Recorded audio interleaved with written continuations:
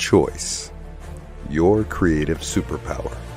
We have the power to manifest as we dedicate attention to our thoughts, but often miss opportunity to achieve the greatest good. Your superpower is waiting to be unleashed to unlock a fuller, more rewarding world for all. Join us every Thursday at noon Mountain Time for Choice, your creative superpower with Zoe Muro.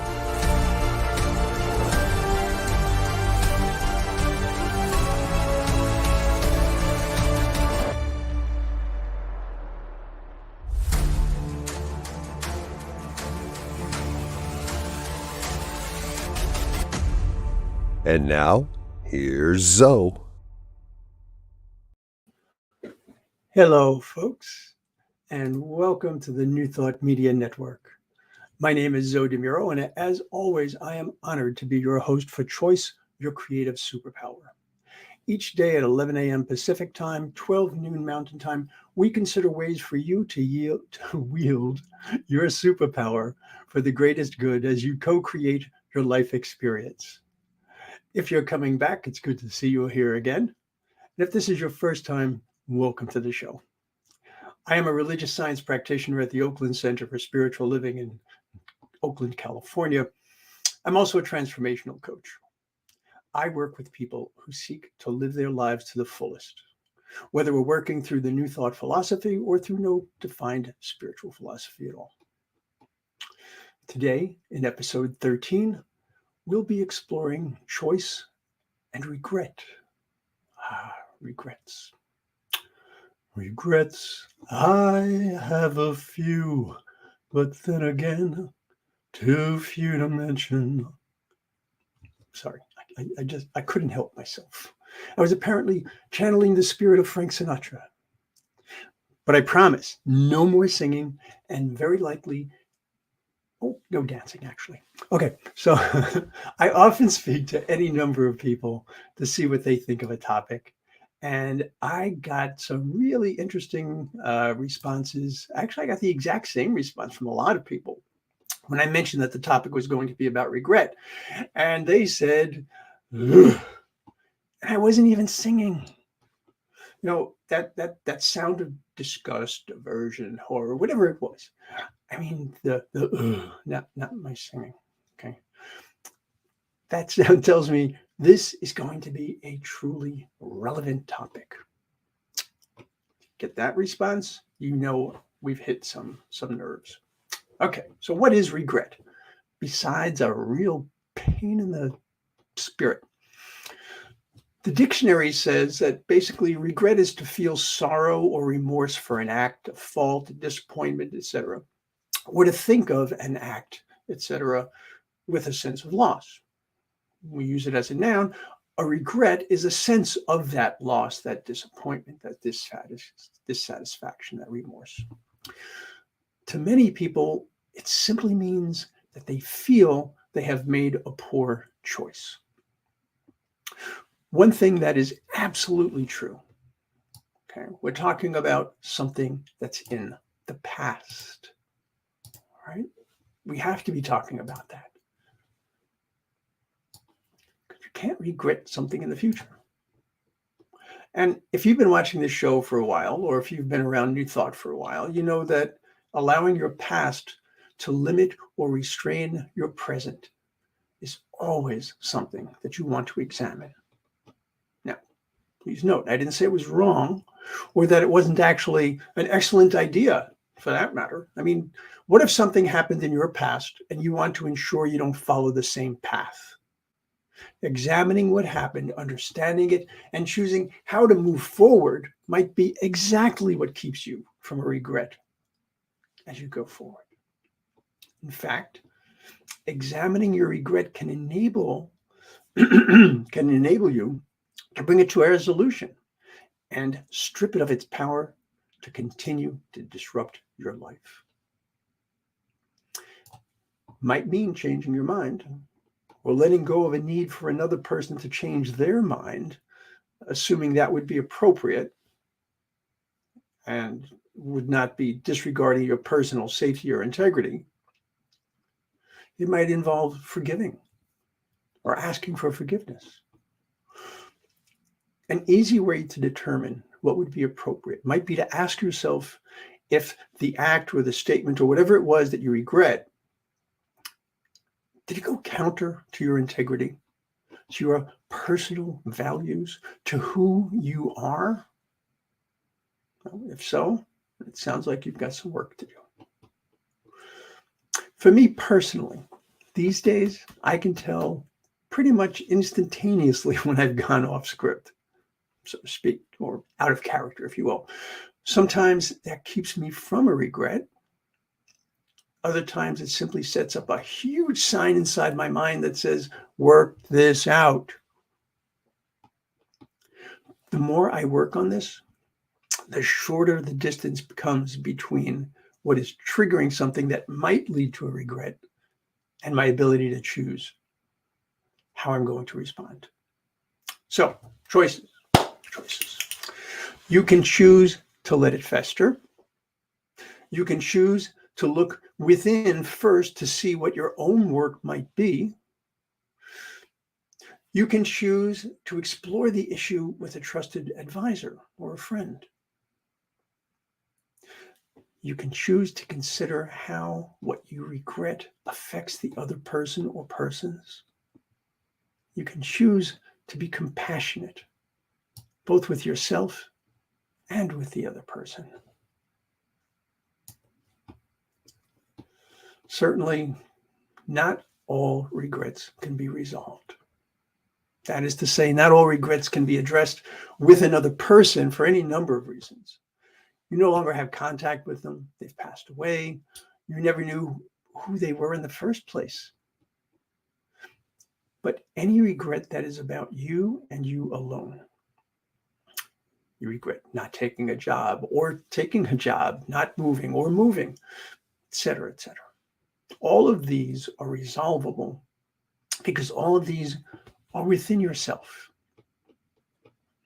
Interestingly enough, when I researched all the many, and I do mean many reasons people felt regret, not living their fullest life in whatever way that was expressed was always on the list.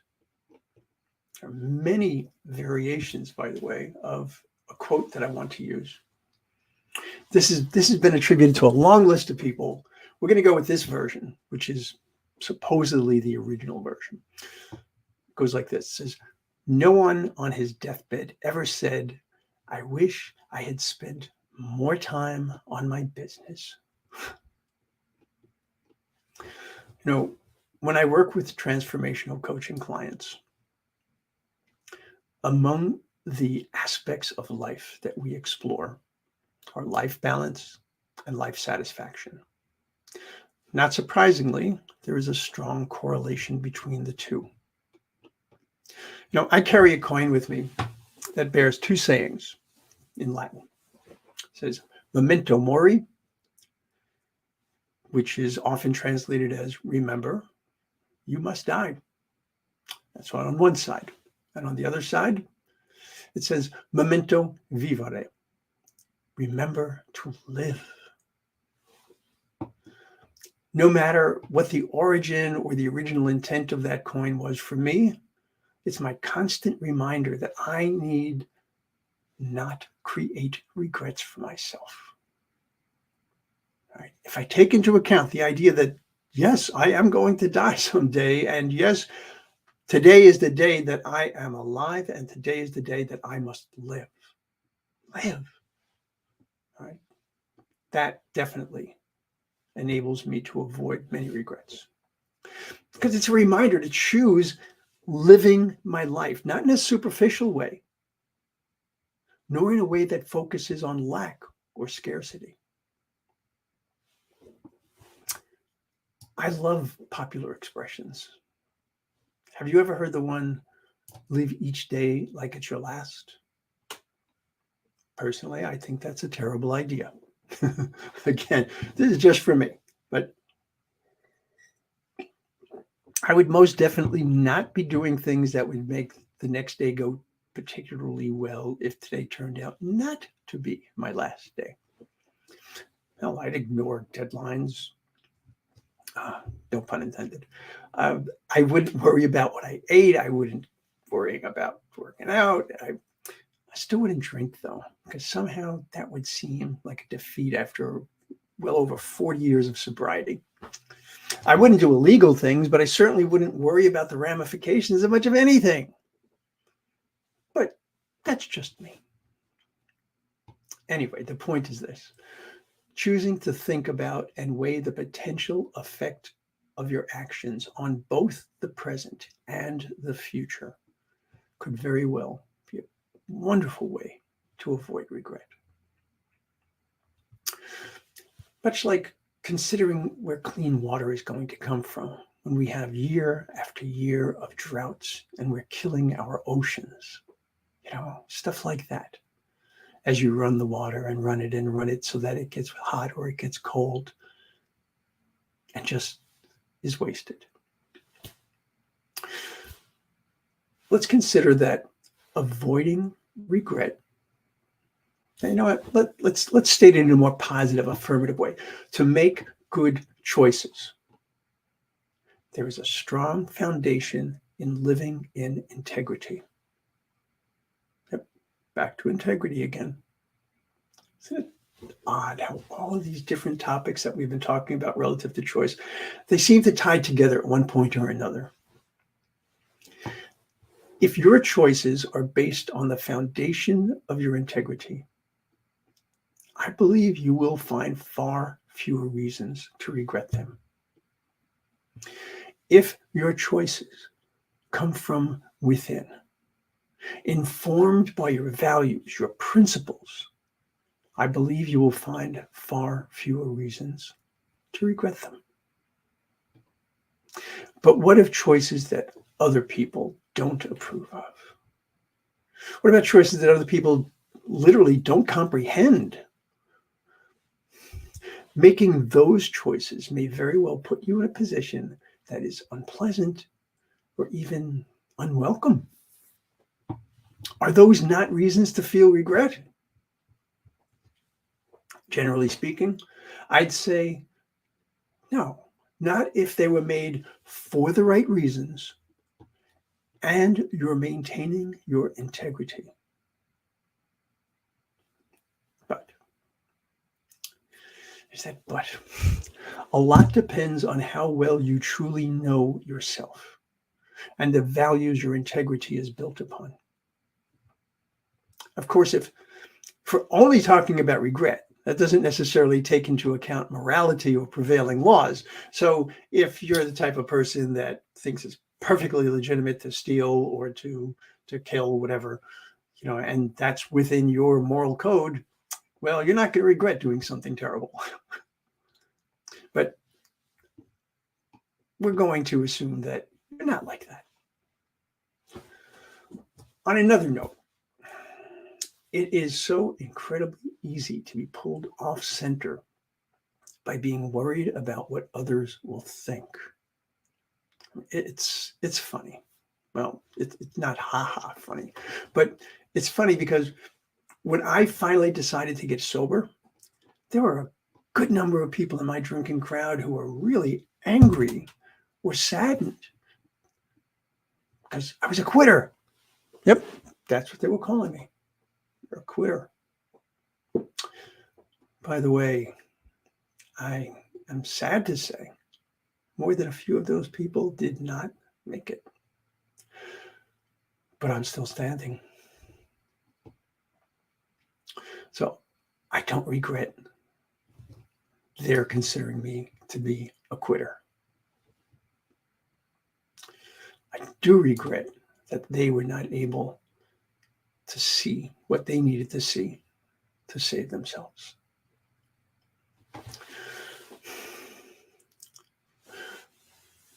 When I was a child, I was abused. And I tried to tell my mom about it. But when she realized what I was saying, and when she realized that I was saying about a priest, She very carefully explained to me how speaking out about that would be a terrible thing for this man of God. Those are her words. It's man of God. So I was told, forget it. Never tell anyone. And besides, I was probably misinterpreting or not understanding because he was a visiting missionary rather, from another country. And do I regret obeying my mother's words? Yeah. Worst advice ever. Took me years to dig out from under that.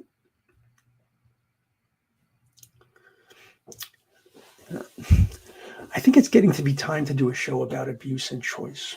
It's a very complex topic, for sure. But those of you who have seen my show know I don't shy away from the tough topics. So I think maybe next week.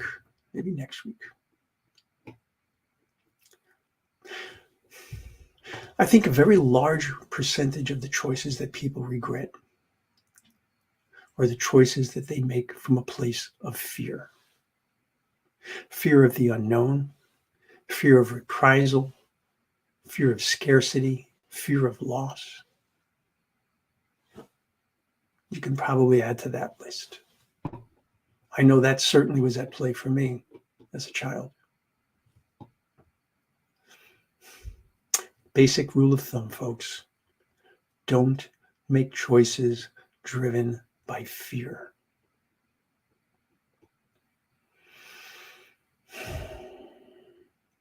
Think about it. What if you're offered the promotion you've wanted for so long, but, I don't know. Am I really as good as I think I am? What if I fail? That would be a choice if you did not take that promotion, made from fear. And yeah, I can imagine that regrets would set in. It sounds simple enough. But bear in mind that fear is also a messenger. If the fear is that choosing to do something or not do something is based on a reasonable concern about putting yourself or others in danger, that's a completely different situation entirely. Oh, I didn't want to report that nice boy that lives down the block, the one that has all those weapons in his car, because he seems like he's such a nice boy, and I wouldn't want to embarrass his family. I mean, what if I'm wrong? And I can't imagine that he's really planning on anything violent. I mean, he's my paper boy. Yeah, well, unfortunately, we've seen how those types of things play out, haven't we? Well, so far we've been focusing very strongly on regret as being like the ugly side of choice. But I want to reinterpret regret as a learning experience. Think of it as something in your life, or rather, think of something in your life which you did or did not do, which you regret.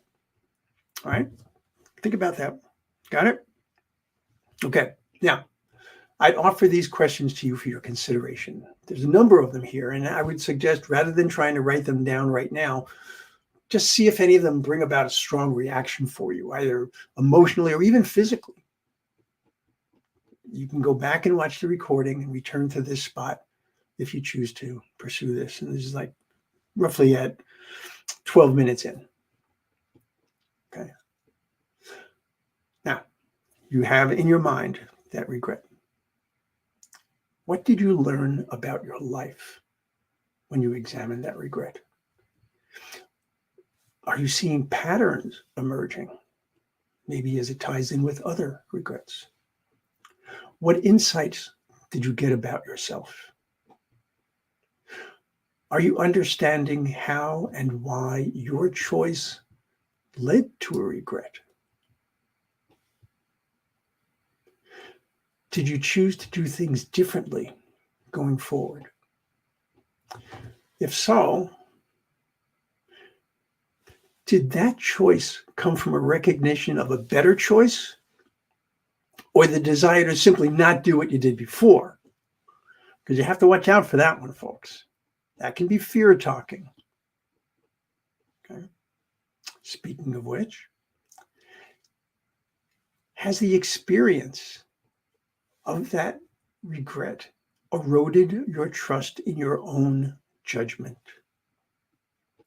If so, what would it take for you to reestablish that trust? For that matter, did you have trust in your judgments before this? If you're stuck here, by all means, speak to someone who can help you with this. We cannot possibly effectively co-create our own lives if we don't see ourselves as capable of doing so. Folks, we have that. We have that power. Would compassion for another person or for yourself alter your experience of this regret? Does forgiveness come into play here? Again, either for yourself or for others. Now, a few minutes ago, I had asked you to consider a regret that you'll be looking at relative to those questions. At least I hope you will. So here's another question for you. Was there a regret that came up in your mind that you just did not want to look at all? It was like, not that one. Nope, not that one. Was there a regret that immediately caused a visceral reaction? I mean, you thought of it, you could feel something, either a tightening or something going on within you. Did you kind of sort through them and think, okay, I can revisit this one? If you did, I would strongly suggest you go back and start writing down the regrets you don't want to think about. I know, that sounds crazy. It's like, why write them down? I don't want to think about them. Because you may very well have found a literal treasure trove of information that can be truly life-changing for you. Now, let me rephrase that. It could truly enable you to change your life, because this is in your hands. Back to popular expressions. You've heard, what you resist persists. It's another one of those truncated quotations. And this is a really, really important one. This actually came from a psychologist called Jung. What he literally said was, what you resist not only persists, but will grow in size. Damn, that's even worse. There are definitely some things you want to give a wide berth, something or someone toxic, for example. But when it comes to understanding yourself, your world, and all it contains, there's absolutely no benefit in trying to pretend that there's nothing to see here. Just move along, move along. Remember, a new thought. While we don't want to give a circumstance or a condition undue attention, because we know that where we put our attention and our intention is where our energy goes. But we don't want to do that, but we also don't want to simply try to make believe that it doesn't exist. It's what we refer to as the dreaded spiritual bypass, because that simply does not produce the result you want. It might not seem to be resisting since we're actually ignoring it, but not working to resolve it, not questioning how we can use our divine nature to bring forward wisdom, compassion, and love, not being open to considering solutions which are already within our consciousness, but clouded by doubt or fear. It doesn't help either. Remember how we got here. We're talking about regrets. Even if we do have the ability to turn them into life lessons, why add that additional stress? Why channel that energy in that way? Learning about your regrets is the best way to avoid creating new regrets. Understanding where your choices truly lie is how you're going to make the most of this. This is your life, and it is your life to live as fully as possible. You are the co-creator of your life experience. You have the superpower.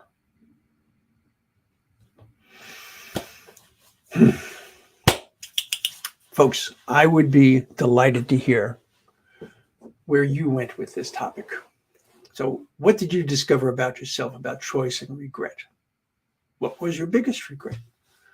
What was a regret that you put aside that you have now chosen to examine? Any of these I'd love to hear about. So please feel free to email me. Let me get my email address up there for you.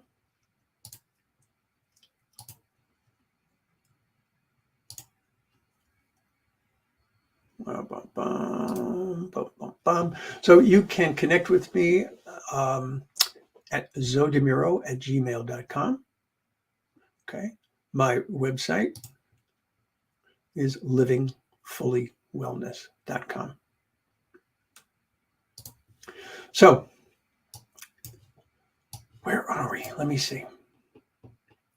By all means, folks, do check out everything that you possibly can on the New Thought Media Network. There is so much going on here. I mean, it seems like every day we're adding more and more content. Today, for example, at 12 noon Pacific time, that's 1 p.m. Mountain time, Finding the Joy in the Journey with practitioner and soon-to-be minister, the incomparable Gina Calvario-Krupka. At 1 p.m. the Pacific time, that's 2 p.m. Mountain time, the Vibrant Living Hour with practitioner Ken Ludwig. If you're looking for prayer, meditation, information, discussion, oh, we've got it. We've got it all and a whole lot more. If you have the opportunity, I would invite you to go to newthoughtmedia.org/donate. Help us bring the goodness to the largest possible audience as we work to make this a world that works for everyone. I look forward to seeing you again next week. Until we meet again, choose wisely. Much love and many blessings.